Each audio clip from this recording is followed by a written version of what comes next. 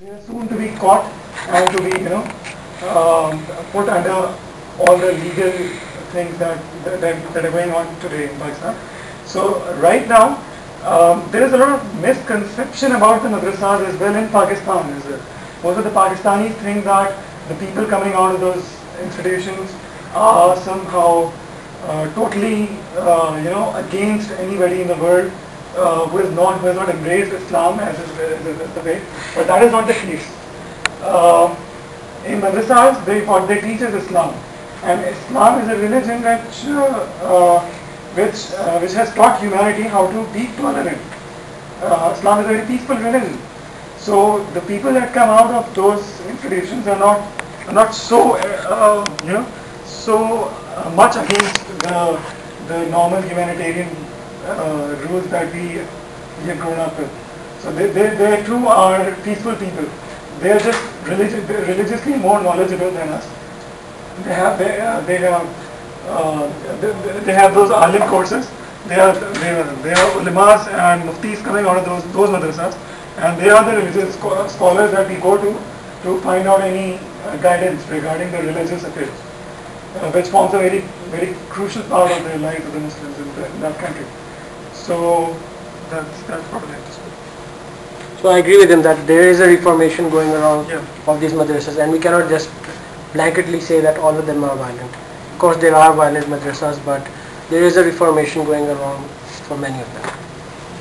The question: after people graduate or they finish their studies there, are they allowed also to join the military in some ways, or is there a place for them to work somewhere else, or is what is the same answer that there are some schools which are located in real poverty-stricken areas where the people who come out basically don't have the necessary skills to actually join the workforce. Instead of they just become preachers. But there are many madrasas which have basically reformed themselves, and along with religious education, they also have scientific education, and they can take part in the board exams, which are basically the higher secondary school exams, and they can go to medical colleges or universities or join the army. But those are for madrasas which are registered actually. This is different from the discussion. I wanted to get a teacher's opinion on the use of English in Pakistani classrooms and the effect or the benefit or detriment it might have to the education.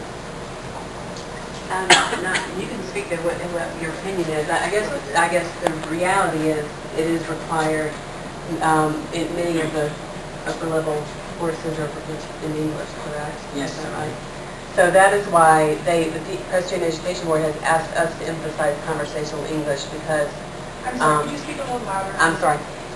The Presbyterian Education Board has asked us to help to work on conversational English because the reality is the teachers have to improve their English if they're going to teach their students English so that their students can qualify for the schools that teach the higher level classes. So, and also to get jobs. They have more job opportunities if they knew English. And just like if you're here, if you live in the U.S. and you speak English and say Spanish, you're going to have more opportunities. So, I don't know, you can speak to what... Yes, I agree, because Pakistan is basically was formed out of British India, and the official language was English. So still now Pakistan's official language is English, and all official communications are carried out in English. That doesn't necessarily mean that English has penetrated up to the lower level of Pakistani society, but if you want to get anywhere in Pakistan, you have to know English. This is slightly detrimental, but our national language is Urdu, and we have many regional languages. But to understand any medical text or any engineering text or any official communication to make any public policy, you have to understand English. This has imposed a certain barrier on certain groups because obviously, as Caroline is right, some people don't know English, aren't as good as in English as they should be, but we're working towards it. We don't have 100% English literacy, but we are working towards it. Is the high school exit exam in English sometimes the metric exam?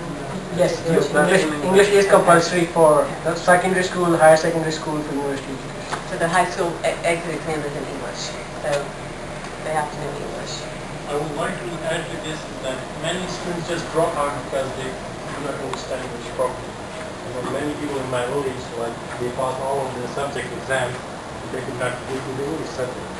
So it is deemed as a big hurdle when there is the sound that the education should be in the local language or even in the national language, which is Urdu.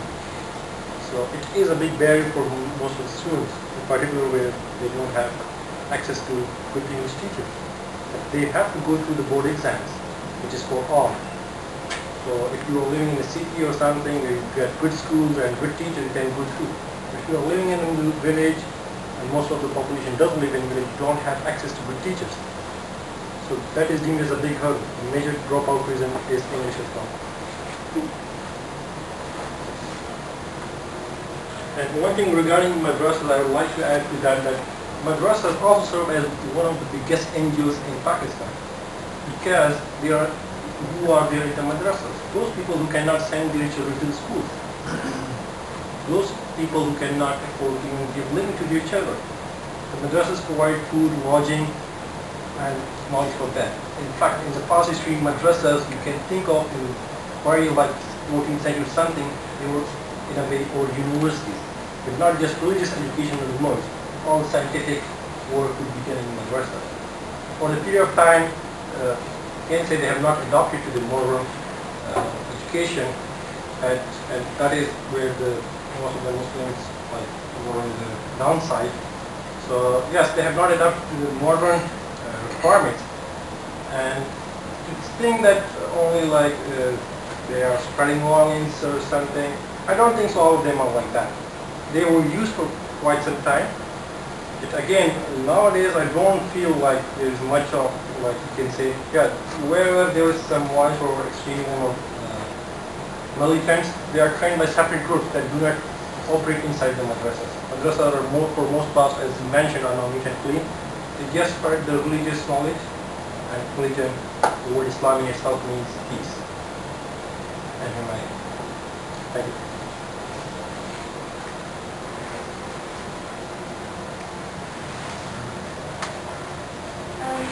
Question for Caroline. Like you have been Okay. Okay. Okay. I'm sorry. No problem. Like you have been to Pakistan twice or thrice. Like you've been. When was the first time when you went to Pakistan? The first year I went was in 2004, and I've been every year since then, except for 2009.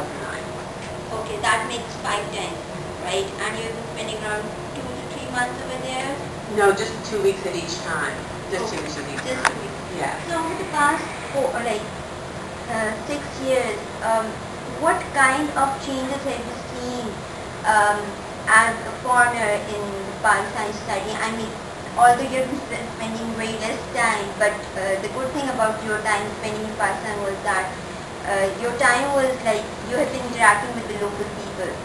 So, I mean, is there any particular kind of pattern which you have observed or which you would like to share? Because even like being part of that society, like I came here in 2009 and that was the first time I left my country. But the kind of feedback which we get from even our own media, we feel that the society is getting more and more polarized. Is it true? Like, what do you see as a foreigner going to Pakistan and observing people and?